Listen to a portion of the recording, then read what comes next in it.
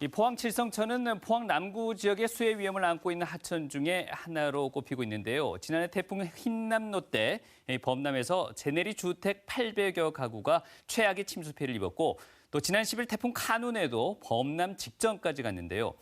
그럼에도 지난 5월 시작한 수해 복구 사업은 공사 진행이 너무 더디고 또 항구 대책도 빠져 있습니다. 장성훈 기자가 보도합니다. 지난해 태풍 흰남노 때 포항 칠성천은 홍수가 나 인근 800여 가구가 침수되는 피해가 발생했습니다. 당시로부터 1년이 지난 지금 강물이 범람한 지점의 옹백은 이제서야 보강 공사를 시작했습니다.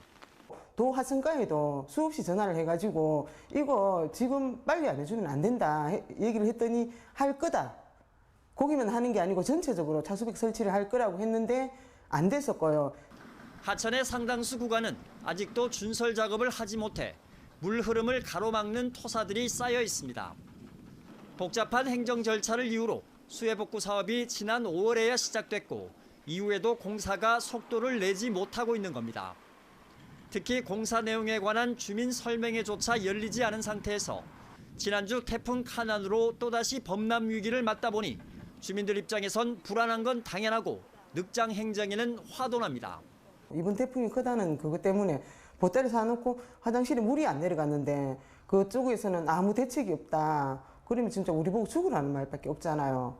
시공사에서 그게 이론 장비 많이 투입해가지고 한꺼번에 막 할 수 있는 방법도 있는데 그걸 이제 효율적으로 운영하다 보니까 좀 수해 대비를 위한 설계가 너무 안이하다는 지적도 나옵니다. 800여 가구가 침수되는 최악의 피해를 지켜보고도 하천 범람에 대비한 설계 기준을 기존의 80년 빈도 발생에서 더 이상 높이지 않은 겁니다. 인근 냉천이 200년 빈도 발생으로 설계 기준을 대폭 강화한 것과는 대조적입니다. 하천을 넓힌다든가 혹은 뚝방을 높인다든가 안 그러면 뚝의 두께를 넓힌다고 하는 방식으로 해서 근본적으로 수해 방지 대책을 세워야 한다 이렇게 생각하고 있습니다.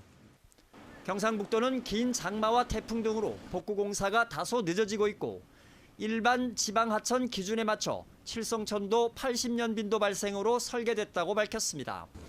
경상북도는 2025년까지 200억 원이 넘는 예산을 들여 칠성천 수해 복구를 마친다고 하지만 자칫 안이한 복구로 인해 수해 재발과 예산 낭비의 결과를 낳는 건 아닌지 보다 면밀한 점검이 필요해 보입니다. MBC 뉴스 장성훈입니다.